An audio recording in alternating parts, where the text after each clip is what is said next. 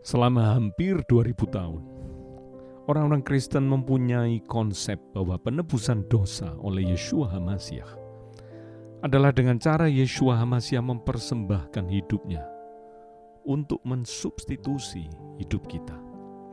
Sehingga manusia berdosa yang seharusnya dihukum dengan kematian kekal tidak jadi mati karena Yeshua sudah mati bagi kita. Benarkah seperti ini cara Yeshua menebus hidup kita? Bila konsep substitusi ini benar, maka seharusnya kita bisa menjelaskan pertanyaan-pertanyaan yang timbul dalam pikiran saya mengenai konsep substitusi ini. Pertanyaan pertama, tentang upah dosa yang adalah kematian. Manusia memiliki dua kehidupan, yaitu kehidupan di alam fisik dan kehidupan di alam roh. Yeshua memang sudah mati di alam fisik, tapi Yeshua tidak pernah mati di alam roh. Jadi, kalau kematian Yeshua yang hanya di alam fisik bisa mensubstitusi kematian manusia yang seharusnya terjadi di dua alam, apakah ini logis? Jelas ini tidak logis. Pertanyaan yang kedua, Yahweh Elohim adalah Elohim yang maha adil. Sehingga Yeshua HaMashiach yang mempunyai karakter sesuai dengan Yahweh Elohim juga adalah maha adil. Sehingga dalam Wahyu 19 ayat yang ke-11 disebutkan, Yeshua sebagai penunggang kuda putih yang bernama yang setia dan yang benar, berperang dengan adil. Artinya, dalam peperangan Yeshua dengan Satan untuk memperebutkan hidup manusia, Yeshua berperang dengan adil. Pertanyaannya, adilkah Yeshua dan Yahweh Elohim? Kalau satu nyawa Yeshua, hanya satu nyawa, bisa mensubstitusi nyawa miliaran manusia berdosa sepanjang sejarah yang sudah ditebus dari maut? Ini jelas adalah cara pertukaran yang tidak adil. Kalau cara penebusan dengan substitusi adalah cara yang tidak adil, bagaimana mungkin Yahweh Elohim dan Yeshua bisa disebut sebagai yang maha adil? Pertanyaan yang ketiga, di Kolose 1 ayat yang ke-26 disebutkan, yaitu rahasia yang tersembunyi dari abad ke abad dan dari turunan ke turunan, tetapi yang sekarang dinyatakan kepada orang-orang kudusnya. Yang artinya adalah rencana penebusan umat manusia adalah rencana rahasia. Kalau konsep penebusan adalah konsep substitusi, apanya yang rahasia dari konsep ini? Jelas, Satan mengetahui konsep substitusi ini. Karena konsep ini adalah konsep umum yang pernah juga dilakukan oleh manusia untuk manusia yang lain. Jadi, konsep penebusan dengan cara substitusi jelas bukanlah konsep penebusan yang sebenarnya. Kalau begitu, bagaimana konsep penebusan yang benar? Untuk bisa menjawab pertanyaan ini, kita harus kembali ke masa penciptaan Adam dan Hawa. Adam diciptakan untuk menjadi penguasa bumi. Kejadian 1 ayat 28. Untuk menjadi penguasa bumi yang adalah ciptaan Yahweh Elohim, Adam harus taat kepada Yahweh Elohim. Untuk bisa mengetahui bahwa Adam taat, harus ada suatu indikator yang bisa menunjukkan bahwa Adam taat. Indikator ini harus berupa hukum atau perintah. Karena itu dibuatlah satu hukum yang amat sederhana oleh Yahweh Elohim. Hukum itu adalah, semua pohon dalam taman ini boleh kau makan buahnya dengan bebas. Tetapi pohon pengetahuan tentang yang baik dan yang jahat itu janganlah kau makan buahnya. Sebab pada hari engkau memakannya, pastilah engkau mati. Kejadian 2 ayat 16b sampai ayat 17. Dan ternyata akhirnya Adam gagal. Sebagai Elohim yang adalah kasih, pasti Elohim sangat sedih dan sangat ingin menyelamatkan Adam dari kematian. Bagaimana caranya? Hanya ada dua cara bagi Elohim untuk dapat menyelamatkan Adam.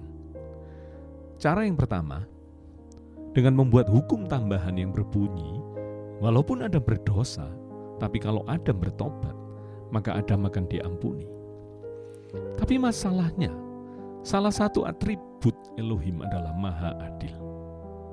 Adilkah Elohim bila sebagai penguasa alam semesta, Elohim membuat hukum tambahan demi menyelamatkan Adam?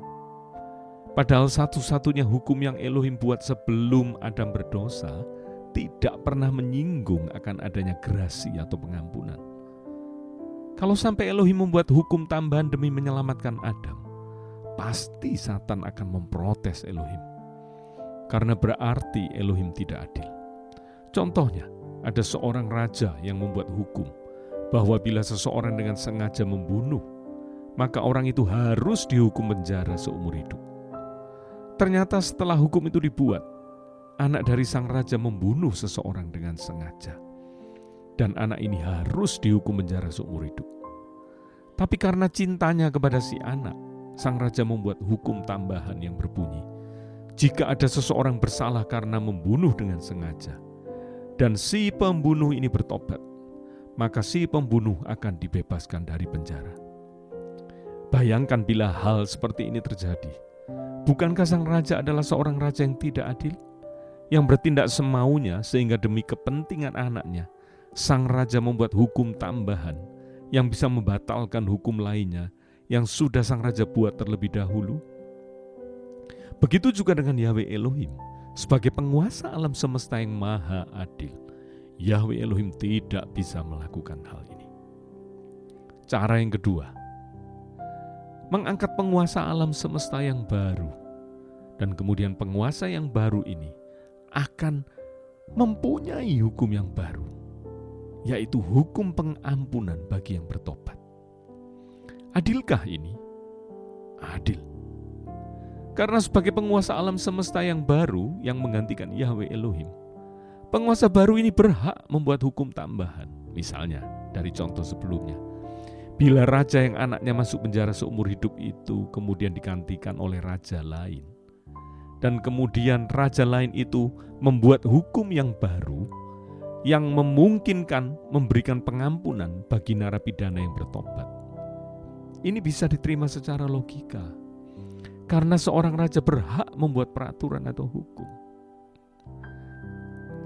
Jadi cara satu-satunya bagi Elohim untuk bisa menyelamatkan manusia berdosa adalah dengan mengangkat penguasa alam semesta baru. Bumi termasuk bagian dari alam semesta. Karena itu untuk bisa menguasai alam semesta dan bumi, maka penguasa ini haruslah seorang manusia. Karena tujuan bumi diciptakan adalah untuk dikuasai manusia. Jadi hanya manusia yang boleh menguasai bumi. Ini merupakan hukum alam yang diciptakan oleh Elohim, bahwa makhluk-makhluk roh tidak bisa menguasai bumi secara langsung. Karena itu dalam peristiwa jatuhnya manusia, Satan harus menggunakan ular, makhluk fisik, untuk menggoda Hawa. Dan sampai saat ini pun Satan dan roh-roh jahat harus menggunakan makhluk fisik untuk bisa melakukan kejahatan di bumi. Inilah rahasia dari penebusan. Karena tidak mungkin bisa terpikir oleh Satan dan antek-anteknya bahwa sebagai penguasa alam semesta, Yahweh Elohim akan digantikan oleh manusia. Bagaimana mungkin hal ini bisa terjadi? Inilah rencana rahasia dari Yahweh Elohim. Kita kembali lagi kepada masalah calon penguasa alam semesta. Calon penguasa alam semesta dan bumi ini haruslah seorang manusia. Siapa manusia itu? Tentu manusia itu bukanlah sembarang manusia, tetapi manusia yang bisa menggantikan Yahweh Elohim haruslah memenuhi dua syarat. Syarat yang pertama, manusia yang taat sepenuhnya kepada Elohim, seperti Adam sebelum dia jatuh ke dalam dosa. Syarat yang kedua, manusia yang kepada siapa Elohim bersalah, padahal manusia ini taat sepenuhnya kepada Elohim, tidak berdosa, tapi Elohim bersalah kepada manusia ini.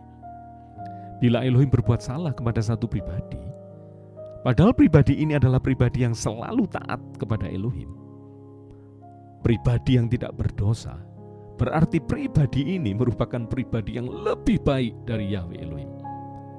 Kalau ada satu pribadi yang lebih baik dari Yahweh Elohim, maka pribadi ini pantas untuk menggantikan kedudukan Yahweh Elohim sebagai penguasa alam semesta. Pertanyaan yang timbul adalah, siapakah manusia yang memenuhi kedua syarat tersebut? Hanya ada satu manusia dalam sepanjang sejarah manusia yang memenuhi kedua syarat tersebut, Yeshua HaMashiach. Syarat yang pertama, tidak berdosa dan taat sepenuhnya kepada Elohim. Jelas kita tahu bahwa Yeshua tidak berdosa. Seperti yang dinyatakan oleh Petrus dalam 1 Petrus 2 ayat 22 dan juga dinyatakan oleh Rasul Paulus dalam 2 Korintus 5 ayat yang ke-21. Salah satu bukti lainnya di dalam sejarah yang tercatat di keempat kitab Injil, Yeshua HaMashiach taat kepada Yahweh Elohim, bahkan mentaati Elohim yang memerintahkan Yeshua untuk mati bagi umat manusia. Padahal Yeshua tidak bersalah sama sekali. Dan Yeshua tidak seharusnya dihukum.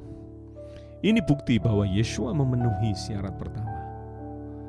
Syarat yang kedua, Yahweh Elohim bersalah kepada manusia itu. Di dalam sejarah manusia, Yahweh Elohim tidak pernah bersalah kepada siapapun kecuali kepada Yeshua HaMashiach. Bagaimana mungkin? Yeshua sebenarnya tidak mau dihukum mati tanpa salah, apalagi dengan cara yang begitu mengerikan. Tapi karena Yahweh Elohim menghendaki supaya dia mati, maka dia menurut.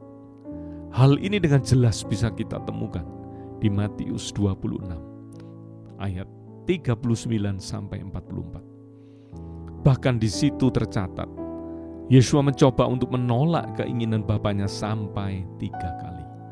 Tapi Bapaknya tetap menyuruh Yeshua untuk mati. Dan Yeshua mentaati keinginan Bapaknya. Setelah Yeshua taat untuk dihukum, disiksa secara biadab, sampai disalibkan. Pada waktu tergantung di kayu salib sebelum mati, Yeshua berteriak, Eli, Eli, lama sabachthani. Ingat, Yeshua tidak pernah berbohong. Dan Yeshua bisa dikatakan tidak pernah mengeluh. Dan biasanya perkataan seorang manusia sebelum kematiannya adalah perkataan yang jujur. Walaupun semasa hidupnya manusia itu sering berbohong. Apalagi perkataan satu pribadi seperti Yeshua menjelang kematiannya. Yeshua yang selama hidupnya selalu jujur, tidak mungkin berbohong pada saat sebelum kematiannya. Karena itu kalau Yeshua mengatakan bahwa Elohim meninggalkan dia, berarti pada saat itu Yahweh Elohim benar-benar meninggalkan dia. Adilkah ini? Yahweh Elohimlah yang memerintahkan Yeshua untuk menerima hukuman mati, bahkan sampai mati di salib. Tapi ternyata setelah Yeshua mentaati perintahnya, bukannya menyertai, menghibur dan memberi kekuatan kepada Yeshua, malah justru Yahweh Elohim meninggalkan Yeshua. Adilkah ini? Tidak. Kalau ini tidak adil, berarti pada waktu Yahweh Elohim meninggalkan Yeshua, Yahweh Elohim bersalah kepada Yeshua. Lebih jauh, setelah Yahweh Elohim mengkhianati dalam tanda kutip Yeshua, Yeshua tidak marah, tidak menendam, tidak membenci Bapaknya. Malahan sebelum dia mati, dia berteriak, "Ya Bapa, ke dalam tangan-Mu kuserahkan nyawaku." Yeshua yang pada saat itu sudah dikhianati oleh Elohim, tidak menendam, bahkan masih mengakuinya sebagai Bapaknya, bahkan masih menyerahkan nyawanya kepada Yahweh Elohim. Peristiwa ini adalah satu-satunya peristiwa dalam sejarah yang tidak mungkin akan terulang lagi, yaitu peristiwa Yahweh Elohim berbuat jahat kepada seorang manusia yang sama sekali tidak layak untuk menerima perlakuan jahat. Bahkan Yahweh Elohim dengan jelas pernah mendeklarasikan bahwa Yeshua adalah anak yang Elohim kasihi dan bahwa Yeshua menyenangkan Yahweh Elohim. Matius 3 ayat 17. Tapi ternyata terhadap seorang anak seperti Yeshua, justru Yahweh Elohim berbuat salah. Ini bukti nyata bahwa Yeshua HaMashiach memenuhi syarat yang kedua. Karena itu setelah Yeshua mati, dia diangkat sebagai penguasa baru di alam semesta, termasuk bumi. Seperti yang tertulis di Matius 28 ayat 18. Yeshua mendekati mereka dan berkata, "Kepadaku telah diberikan segala kuasa di Shamayim dan di bumi." Sebagai penguasa alam semesta yang baru, Yeshua HaMashiach berhak memberlakukan hukum yang baru bagi orang-orang yang bertobat dari kesalahan-kesalahan mereka. Hukum apa yang Yeshua buat? Dengan jelas Yeshua sudah mendeklarasikan hukumnya kepada murid-muridnya, yaitu hukum kasih. Bahkan sebelum dia menjadi penguasa alam semesta, seperti yang tercatat di dalam Yohanes 13 ayat 34. Dan sesungguhnya hukum kasih inilah yang selalu Yeshua HaMashiach amalkan selama dia melayani manusia di bumi ini, yang dibuktikan melalui pengampunan-pengampunan yang dia berikan.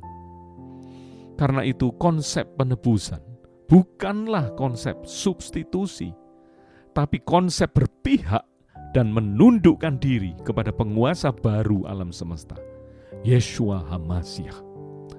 Dengan menundukkan diri kepada penguasa baru, secara otomatis hukum yang berlaku dalam hidup kita adalah hukum dari penguasa baru, yaitu hukum kasih. Pada waktu hukum kasih itu berlaku dalam hidup kita, maka pengampunan yang adalah implikasi dari kasih akan berlaku juga bagi kita, sehingga semua dosa kita diampuni. Dan hal yang sangat penting adalah untuk membuktikan bahwa hukum kasih itu adalah hukum yang berlaku dalam hidup kita, maka otomatis kita juga harus melakukan hukum kasih itu kepada orang-orang di sekitar kita. Dan kasih kita kepada orang-orang di sekeliling kita itu juga harus dibuktikan melalui pengampunan kepada orang-orang di sekeliling kita. Inilah konsep penebusan yang sebenarnya.